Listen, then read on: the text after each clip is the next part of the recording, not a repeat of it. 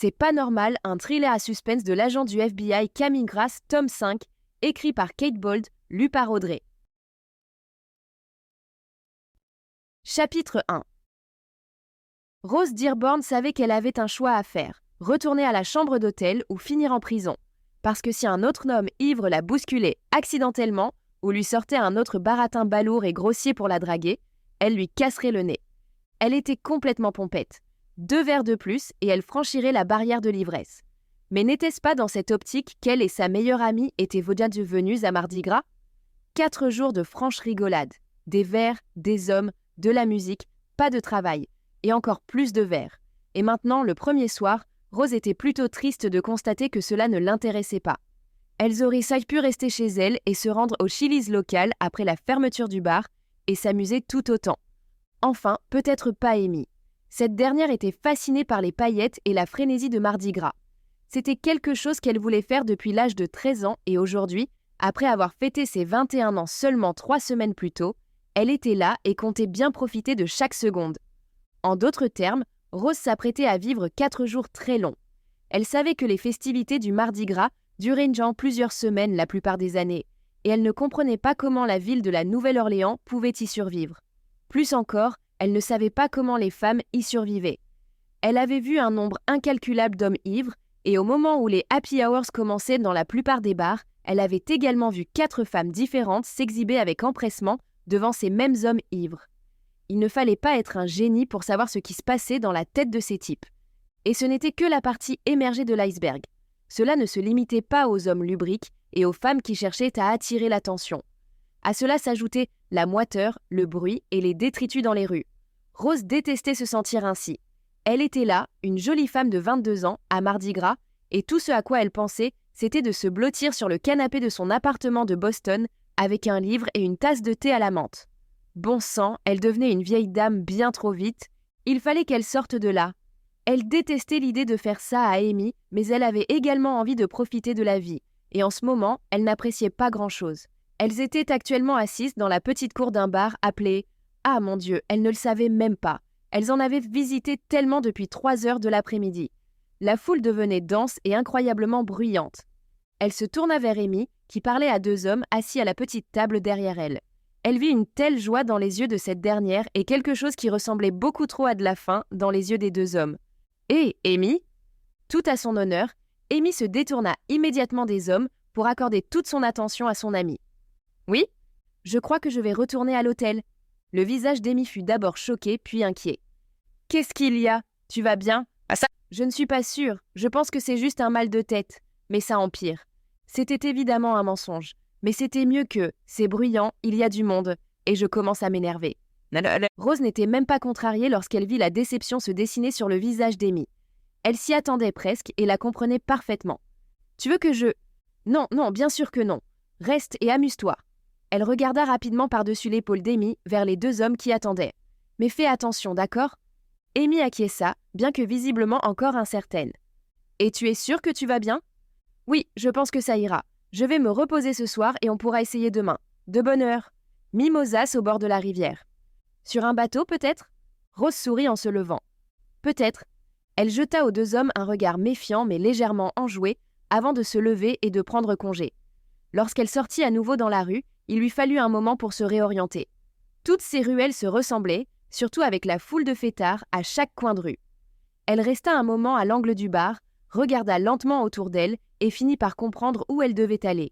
En l'espace d'une quinzaine de secondes, elle fut abordée par 2 hommes différents. Le second s'approcha d'elle avec une confiance extrême, l'air d'un homme à qui on avait rarement dit non. « Salut chérie » lança-t-il sans grand enthousiasme. « Tu cherches ?»« Non. » C'est tout ce qu'elle se contenta de dire en continuant à marcher, tout en l'ignorant complètement. Il ne prit pas la peine de s'arrêter pour elle, il s'éloigna et prononça « salope » juste assez fort pour qu'elle l'entende. Rose roula des yeux et continua à marcher, parcourant les 3 pâtés de maison en restant sur ses gardes. Tout en marchant, elle ne quittait pas des yeux les quelques policiers postés le long des rues, dont la présence rappelait ce qui pourrait arriver si les choses dérapaient un peu trop. Elle se servait des flics comme de repères, les suivant comme une sorte de piste, tandis qu'elle ignorait un homme de plus et choisissait de ne pas en frapper un qui, comme par hasard, passait à côté d'elle et lui frôlait les fesses avec sa main. Bon sang, elle détestait ça. Elle rentrerait chez elle demain si elle le pouvait. Lorsqu'elle retourna à l'hôtel et entra, le hall était un peu agité. Il y avait des jeunes qui s'enregistraient à la réception, certains ayant manifestement déjà participé aux festivités de la journée. Elle se précipita sur la droite vers les chambres du premier étage. Elles avaient pris une chambre au premier étage parce qu'Amy avait insisté sur le fait qu'ainsi, elle ne trébucherait pas dans les escaliers lorsqu'elle rentrerait tard le soir. Rose pensait déjà à une bonne douche apaisante, peut-être quelques rediffusions de sitcoms à la télévision et une tasse de café décaféiné. Bon sang, même ton café ressemble à celui d'une personne âgée. Elle sourit malgré elle en entrant à l'intérieur. Elle s'assit sur le bord du lit et retira ses chaussures. Elle se demandait si Amy s'amusait encore. Elle se demandait si ces deux hommes l'avaient convaincue de partir avec eux. Elle savait qu'Amy pouvait prendre soin d'elle-même, mais elle savait également que ses mœurs étaient somme toute légères et qu'elle avait tendance à devenir un peu folle lorsqu'elle avait trop bu. Peut-être que je n'aurais pas dû la quitter, pensa-t-elle. Elle se leva et se dirigea vers la fenêtre, réalisant qu'elle pouvait encore entendre le bruit de la vie nocturne en bas. Elle comprit alors que c'était parce qu'elles avaient laissé la fenêtre ouverte depuis tout à l'heure, laissant entrer la brise, qui vint glisser sur son visage. C'était agréable. C'était... Attends, je n'ai pas ouvert la fenêtre, et je suis presque sûre qu'Amy non plus. D'un autre côté, ça semblait être un truc qu'Amy aurait pu faire. Et ouvrons la fenêtre et crions sur des gars dans la rue. D'ailleurs, n'avait-elle pas dit quelque chose du genre lorsqu'elle s'était enregistrée à la réception? Elle ne se souvenait plus très bien. Peut-être était-elle un peu plus éméchée qu'elle ne le pensait. Quoi qu'il en soit, Rose se sentait très mal à l'aise. Elle ferma la fenêtre et la verrouilla. En regardant autour de sa chambre, rien n'avait l'air dérangé. Elle vérifia sa valise et ne trouva rien qui manquait. Se sentant un peu bête, elle regarda même derrière les longs rideaux flottants de la fenêtre, mais n'y trouva personne. Elle s'éloigna de la fenêtre et entendit quelque chose derrière elle. Une porte qui s'ouvre doucement, pensa-t-elle. Rose se retourna et vit un homme sortir précipitamment de la salle de bain. Elle ouvrit la bouche pour crier, mais l'homme se jeta sur elle avant qu'elle n'ait pu émettre le moindre son. La dernière chose qu'elle vit avant qu'il ne pose sa main massive sur sa bouche fut un sourire diabolique et une lueur dans ses yeux qui lui rappelait beaucoup trop la faim qu'elle avait perçue dans les yeux des deux hommes avec Amy. Mais il était plus en colère, plus sombre, et en le voyant, Rose savait que c'était la fin. Elle ne pouvait qu'espérer qu'elle vienne rapidement et sans trop de douleur. Chapitre 2. Il avait fallu presque 2 semaines, mais Camille avait finalement trouvé le courage de retrouver l'homme qu'elle croyait lié à sa sœur. Honnêtement, ce n'était pas par manque de courage, plutôt son côté rationnel qui lui disait que si elle franchissait ce pas, il n'y aurait peut-être pas de retour en arrière possible. Si elle franchissait ce pas, elle serait dans le pétrin. L'homme s'appelait Will Lucia et Camille était actuellement garée devant sa maison. Il était chiropracteur à la Nouvelle-Orléans et d'après ce que lui avait dit sa vieille amie et mentor Deanna, il pourrait très bien être lié à Nanette, sa sœur. C'était Will Lucia qui se tenait à côté de Nanette sur la photo que Deanna lui avait montrée. Une photo prise de nombreuses années après sa disparition. Lucia était la seule personne avec laquelle elle avait eu un lien solide depuis la disparition de Nanette. Une période pendant laquelle Camille avait dû se résoudre à envisager que sa sœur était peut-être morte. Disparition. Ce mot était très important, car Camille savait désormais que sa sœur n'était pas morte. Elle était vivante quelque part, et Will Lucia était peut-être sa meilleure chance de la retrouver. Elle regarda la maison et essaya de réfléchir à ce qu'elle allait dire. Comme il ne s'agissait pas d'une enquête officielle, elle ne pouvait pas approcher Lucia en tant qu'un agent du FBI à la recherche d'informations. Elle était une sœur, à la recherche d'une membre de sa fratrie qu'elle n'avait pas vue depuis près de 15 ans. Elle tendit la main vers la poignée de la porte et s'arrêta, se demandant si elle devait envoyer un message à Deanna pour l'informer de ce qu'elle s'apprêtait à faire. Après un moment de réflexion, elle décida de s'en abstenir. Il ne servait à rien de la contrarier. Deanna essaierait probablement de l'en dissuader de toute façon. D'ailleurs, si cette dernière ne voulait pas qu'elle se penche sur la question, pourquoi aurait-elle montré à Camille la photo d'une Nanette plus âgée avec un homme aux cheveux bouclés? Un homme que Nanette avait plus tard identifié comme étant un chiropracteur qu'elle avait consulté une fois. Son téléphone dans la poche, Camille sortit enfin de la voiture. Elle remonta le trottoir en béton, regardant à droite puis à gauche. C'était un quartier huppé avec un clubhouse en son centre, équipé d'une salle de sport, d'une piscine communautaire et de terrains de pickleball. En arrivant, elle était passée devant au moins 3 maisons dont l'arrière-cour était équipée d'une piscine. Comme c'était un samedi, elle supposa qu'un chiropracteur ne serait pas dans son cabinet. Elle se dirigea néanmoins vers la porte d'entrée et leva la main pour frapper. Elle était prête à ne pas recevoir de réponse et à quitter la maison de Lucia en sachant qu'elle devrait se convaincre de revenir à une date ultérieure. Elle frappa et, pour faire bonne mesure, actionna également la sonnette de la vidéo numérique. Elle recula et attendit une réponse. Elle fut surprise d'en obtenir une en moins de 10 secondes. La porte s'entr'ouvrit et un homme la regarda. Camille fut accueillie par le type qui figurait sur la photo que Nanette lui avait montrée. Il était un peu plus âgé maintenant, ce qui se voyait surtout à son front dégarni. Mais c'était bien lui. Cet homme avait vu sa sœur au cours des dernières années et avait peut-être même eu une relation avec elle. « Oui, puis-je vous aider ?» « Peut-être, » dit Camille, réalisant qu'elle n'était pas encore tout à fait sûre de la façon dont elle voulait s'y prendre. « Je m'appelle Camille Grasse. Pour faire court, j'ai une sœur que je n'ai pas vue depuis très longtemps et je pense que vous avez peut-être un lien avec elle ou que vous avez eu un lien avec elle. » Lucia la regarda d'un air perplexe. « D'accord, quel genre de lien ? Vous parlez d'une de mes patientes ? Je ne sais pas, mais ce que je sais en revanche, c'est qu'une vieille amie de la famille m'a montré une photo de vous avec ma sœur. Elle date d'1 an ou 2. Elle avait capté son attention avec ça. Il ouvrit la porte et sortit sous le porche avec elle, lui faisant clairement comprendre qu'elle ne serait pas invitée à l'intérieur. « Et quel est le nom de votre sœur ?»« Nanette Grasse. C'est son vrai nom, mais qui sait, il se peut qu'elle se fasse appeler autrement. Je n'en ai aucune idée. » Il avait l'air d'y réfléchir, mais il finit par froncer les sourcils et par hausser les épaules. « Ce nom ne me dit rien, mais si c'est une patiente, je dois admettre que je ne connais pas tous leurs noms par cœur. » Camille n'était pas en colère, mais lorsqu'elle sortit son téléphone de sa poche, elle ressentit effectivement un petit moment de triomphe désagréable. Elle avait la photo en question sur son téléphone. En voyant son visage, sa mémoire de Lucie allait sûrement se réveiller. C'était la meilleure preuve dont on pouvait disposer dans une telle situation. Elle sortit rapidement la photo et la lui montra. Elle la regarda à nouveau elle-même, Will Lucia avec sa sœur, son bras autour d'elle d'une manière qui semblait aller au-delà d'une simple familiarité. « C'est elle », précisa Camille. « Et ça, eh bien, c'est clairement vous. » Elle observa son visage tandis qu'il regardait la photo. Elle vit plusieurs choses à la fois. Certaines qui auraient pu échapper à quiconque n'ayant pas passé les dernières années à apprendre à lire les expressions et les signes non-verbaux des psychopathes. Elle perçut une lueur de reconnaissance, puis quelque chose qui ressemblait beaucoup à de l'inquiétude. Mais cela ne dura que 2 ou 3 secondes avant que le visage de Lucia ne reprenne son état embarrassé et confus. « C'est bien moi, » confirma-t-il. « Mais je ne sais pas qui elle est. » C'était un commentaire tellement stupide que Camille mit un moment à l'assimiler.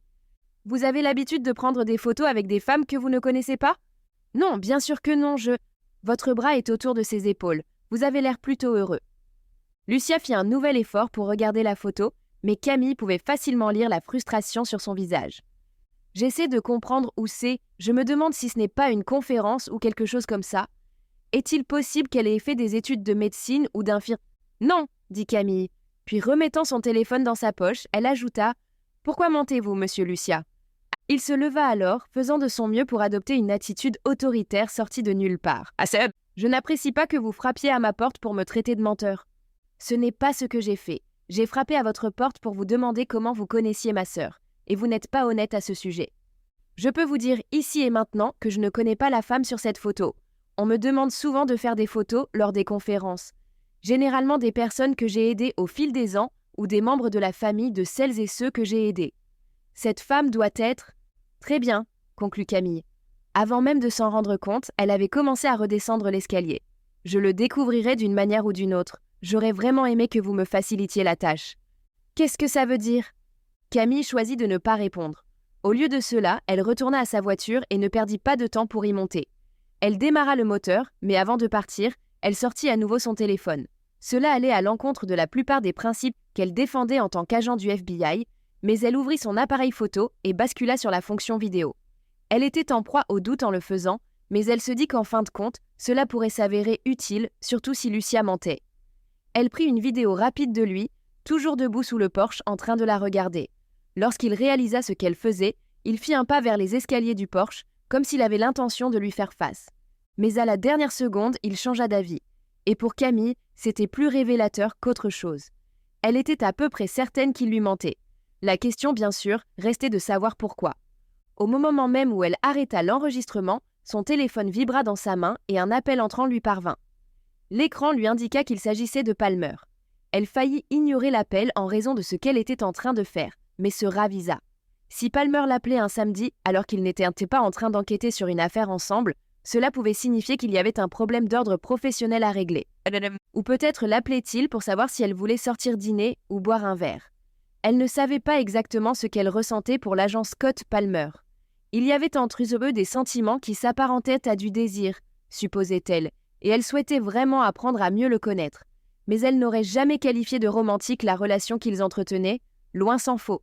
D'ailleurs, elle était presque sûre qu'il était conscient de la tension physique croissante qui régnait entre deux, mais il avait choisi de l'ignorer, tout comme elle. Cela compliquerait les choses, cliché, et rendrait leur collaboration d'autant plus difficile. Elle laissa le téléphone continuer à sonner pendant qu'elle s'éloignait, puis finit par répondre sur haut-parleur à mesure que la maison de Will Lucia s'éloignait derrière elle. « Salut Palmer, dit-elle. Qu'est-ce qu'il y a ? Eh bien, je me trouvais au bureau et… Un samedi ? Oui, j'avais de la paperasse à terminer. Des choses, moi, ce que je ne voulais vraiment pas avoir sous les yeux un lundi matin. Bref, le destin a voulu que je croise Anderson dans l'un des couloirs. Il venait de recevoir un appel de la police d'État. On dirait que toi et moi avons une mission, agent Grace. Quand peux-tu te rendre au bureau ? La perspective d'une nouvelle enquête l'intrigua immédiatement. Et la soulagea également, elle pouvait temporairement mettre de côté sa légère obsession de retrouver Nanette. « Donne-moi un quart d'heure, dit-elle. « Ça me paraît bien, au fait il semble que ce soit une affaire locale, précisa Palmer. C'est peut-être une mission qu'on peut boucler en un jour ou deux, une bonne façon de passer le week-end. Si tu le dis, à tout à l'heure. » Elle arriva au bout de la rue, et même si elle savait que cela pourrait paraître un peu obsessionnel, elle fit demi-tour et la redescendit.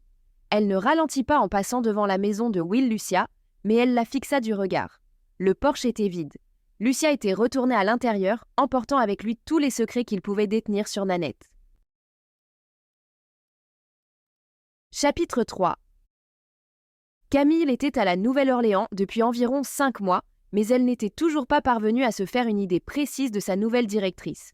La directrice adjointe, Mary McCutcheon, pouvait alterner entre professionnalisme et amabilité en un clin d'œil, d'une patronne sévère à une confidente.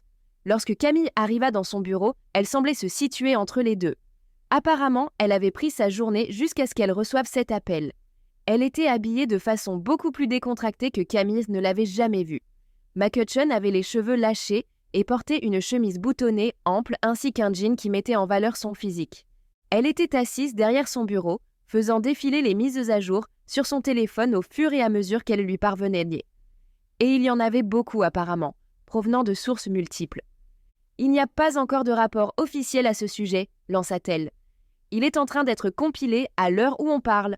3 meurtres différents qui, depuis tôt ce matin, semblent être liés. Les rapports nous parviennent de 2 commissariats différents et je vous les transmettrai dès que nous les aurons tous reçus. Mais voici ce que nous savons pour l'instant. Nous avons 3 femmes mortes, la plus récente ayant été tuée la nuit dernière. Toutes les 3 sont des touristes. Nous savons avec certitude que 2 d'entre elles étaient en ville pour Mardi Gras. Nous attendons toujours la confirmation de la 3e. Si ces décès sont effectivement liés, nous avons un tueur qui a frappé tous les soirs au cours des 3 dernières nuits. 2 des meurtres ont eu lieu dans des hôtels, l'autre dans des toilettes publiques. Et à ce rythme, l'interrompit Camille, on peut supposer qu'il continuera à en tuer une par nuit jusqu'à ce qu'on l'arrête. Exactement. On sait si cette nouvelle a commencé à circuler dans les rues ? Demanda Palmer. Se pourrait-il que ce Mardi Gras tourne au grabuge ? C'est exactement la raison pour laquelle je vous mets tous les 2 sur le coup, précisa McCutcheon. Il faut que ça s'arrête avant que cela dégénère en tollé général, car nous savons pertinemment tous les 3 que même avec un tueur dans les rues, le fait que le public en soit informé ne suffira pas à mobiliser les foules. Au risque de paraître polémique, intervint Camille. Comment savez-vous que ces meurtres sont tous liés ? Le tueur laisse-t-il des indices ou des provocations derrière lui ? Non. Mais les victimes sont toutes des femmes âgées de 19 à 24 ans, des femmes très séduisantes. Les amis et les proches qui les ont côtoyées ici à la Nouvelle-Orléans, pendant le Mardi Gras, les décrivent en partie comme des femmes joyeuses et pleines de vie, des fêtardes.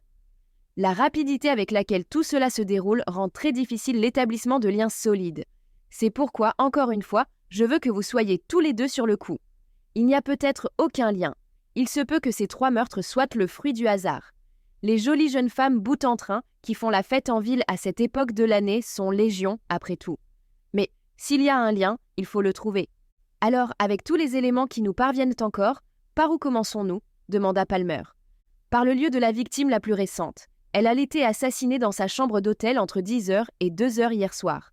Son amie est entrée dans la chambre peu après 2h et l'a trouvée morte, poignardée. Et voici, dit-elle en griffonnant quelque chose sur une feuille de papier posée sur son bureau, l'adresse. J'espère que d'ici à ce que vous arriviez sur place, j'aurai tout ce qu'il vous faut pour les 2 autres victimes. Tandis que McCutcheon faisait glisser le papier sur le bureau, Camille analysa rapidement ce qui venait de leur tomber sur les bras. En apparence, c'était assez simple, il y avait de fortes chances pour qu'un tueur en série rôde autour de Mardi Gras et s'en prenne à des jeunes femmes séduisantes. Mais en réalité, il fallait trouver des liens entre les 3 victimes et localiser le tueur dans la foule d'une saison de Mardi Gras très animée et bondée. Ce ne serait pas facile. À vrai dire, elle pensait que ce serait peut-être l'affaire la plus difficile sur laquelle Palmer et elle aient jamais travaillé ensemble. S'emparant de la feuille de papier, Camille se leva. Elle se dit qu'il devait sortir dans la rue dès que possible. Palmer se leva également, mais son regard ahuri laissa penser à Camille qu'il essayait encore de digérer tout ce qui venait de leur être communiqué. « On m'a dit il y a un quart d'heure, ajouta McCutcheon, qu'il y avait encore des inspecteurs sur la scène la plus récente. J'imagine que la colocataire s'y trouvera encore également, à condition que vous vous dépêchiez. » Ah, c'était la dernière chose que Camille avait besoin d'entendre. D'un rapide signe de tête, elle se précipita hors du bureau, Palmer la talonnant de près. Lorsqu'ils furent de retour dans le couloir et qu'ils se dirigèrent vers les ascenseurs, Palmer dit « Tu sembles plutôt impatiente de commencer. » Impatiente n'est pas vraiment le mot que j'emploierais. Cette affaire a le potentiel de devenir assez compliquée, hein? Oui, je n'ai jamais eu à travailler sur une enquête dans un environnement comme celui-ci. Mardi Gras, des fêtes incessantes. Oui, je ne vais pas mentir, ce n'est pas drôle. Ils étaient arrivés aux ascenseurs, dont les portes s'ouvraient pour eux. « As-tu déjà eu à faire face à des foules comme celle-ci » demanda Camille. « 2 fois, répondit-il tandis que l'ascenseur les emmenait vers le bas.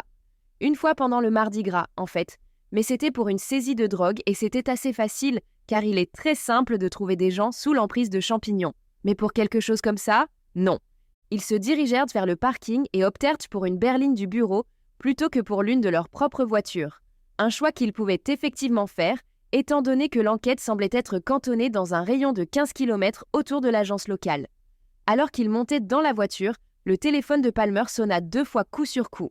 Elle le regarda sortir le téléphone de sa poche car elle pensait qu'il s'agissait de McCutcheon, qui envoyait déjà les informations sur les victimes. Au lieu de cela, Palmer regarda les messages et fit une grimace, presque méchante, avant de le remettre dans sa poche. « Quelque chose ne va pas » s'enquit-elle en bouclant sa ceinture. Non. Il démarra en trombe, ne voulant manifestement pas en parler, et c'est justement pour cette raison que Camille insista un peu plus. « L'expression que j'ai vue sur ton visage tout à l'heure me fait penser que quelqu'un t'a traité d'un très vilain nom. Tu vas bien ? » « Oui, ça va. » Il s'arrêta et la regarda avec une curiosité amusée, comme s'il se demandait s'il voulait partager ce qu'il avait en tête avec elle. « J'ai fait l'erreur de répondre à un message d'une ancienne petite amie.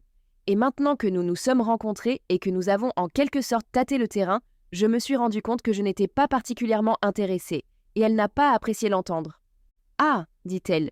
Elle fut un peu surprise par la pointe de jalousie qu'elle ressentait à l'idée que Palmer puisse rencontrer une ex. Puis, pour éviter ce sentiment, elle enchaîna. « Juste pour ta gouverne, les femmes supportent le rejet à peu près aussi bien que les hommes. Surtout s'il s'agit d'une ex qui est une ex à cause d'une décision que tu as prise. » « Oui. Tu sais, on n'a jamais vraiment eu cette discussion, n'est-ce pas ? » Quelle discussion ? Les relations, c'est-à-dire, est-ce que tu te vois un jour te poser et te marier ? Il lui jeta à nouveau un regard étrange en s'arrêtant dans la rue. « Nous n'avons pas eu cette discussion parce que ce n'est pas nécessaire. » Il ricana et ajouta. « Et toi, hein ?» Elle haussa les épaules. « Avant de venir en Louisiane, j'étais avec un homme que je pensais être le bon. Mais le déménagement, eh bien, ça m'a prouvé à quel point j'avais tort. C'était une espèce de con, et je ne sais pas comment j'ai pu passer à côté pendant si longtemps. Oui, tu l'as peut-être mentionné de manière désinvolte au début. Qu'en est-il de ce zoologiste à qui tu as parlé ? Est-il un bon remplaçant ? » La question prit Camille au dépourvu parce qu'elle ne se souvenait pas d'avoir jamais exprimé à Palmer un réel intérêt pour Zach. Surtout pas ces derniers temps, alors qu'elle avait du mal à savoir ce qu'elle ressentait pour Palmer. Bien sûr, c'était un excellent agent, et elle pensait qu'il avait peut-être simplement capté quelques éléments ici et là qui lui avaient permis de se faire une idée de la situation. Et alors qu'elle commençait à réaliser cela, elle se rendit compte d'une autre chose. D'une certaine manière, il avait réussi à se débarrasser des projecteurs de ses épaules pour les poser sur elle. Et ce, sans effort. Bien joué, agent Palmer, lança-t-elle. Je sais, pas vrai? Il lui sourit, un sourire qui lui rappela pourquoi elle avait tant de mal à savoir ce qu'elle ressentait pour lui. Pourquoi elle se trouvait actuellement en train d'essayer de décider entre une relation plus raisonnable avec Zach et l'exploration de ce qui pourrait exister entre Palmer et elle. Elle n'était pas sûre de la tournure que prendrait une relation amoureuse avec quelqu'un avec qui elle travaillait si étroitement. Mais elle pensait que cela valait la peine de prendre le temps de le découvrir. Elle détestait la rapidité avec laquelle son esprit s'emparait de cette question, et elle montra la feuille de papier avec l'adresse que McCutcheon avait notée. « Tu sais où c'est ? » ?»« Oui, et on y sera dans une dizaine de minutes. » Il lui souriait toujours, peut-être parce qu'il savait qu'elle avait compris à quel point il avait habilement détourné la conversation. Camille s'obligea à détourner le regard parce qu'elle commençait à être beaucoup trop affectée par ce sourire. Et ce n'était pas le genre de distraction dont elle avait besoin dans sa vie, étant donné le genre d'enquête sur laquelle ils étaient sur le point de s'embarquer. Chapitre 4. Au moment où Camille sortit de sa voiture, elle fut temporairement submergée par une multitude d'expériences. L'odeur de la viande en train de cuire, de la pâte à frire, de quelque chose de sucré comme de la barbe à papa. Et puis il y avait le bruit, le grondement de milliers de conversations différentes, des applaudissements et des acclamations, de la musique live venant de 2 directions différentes. Heureusement, le temps était agréable, une brise fraîche balayant l'ensemble de la journée pour l'enrober de 22 degrés.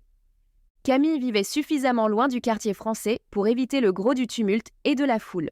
Mais elle savait à quoi s'attendre en entrant, et elle ne fut pas déçue. Même à 3h30 de l'après-midi, les rues étaient tellement encombrées de fêtards et de touristes que Palmer avait été contraint de ralentir pour rejoindre l'hôtel en question, une sorte d'établissement situé au milieu de la rue et appelé Evergreen. Malgré cela, il n'avait pu entrer dans le parking qu'en brandissant plusieurs fois son badge et en criant sur les personnes qui se trouvaient sur son chemin. Il avait également dû prendre une... Nous espérons que vous avez apprécié cet aperçu. Pour continuer à écouter ce livre audio sur Google Play Livres, utilisez le lien dans la description de la vidéo.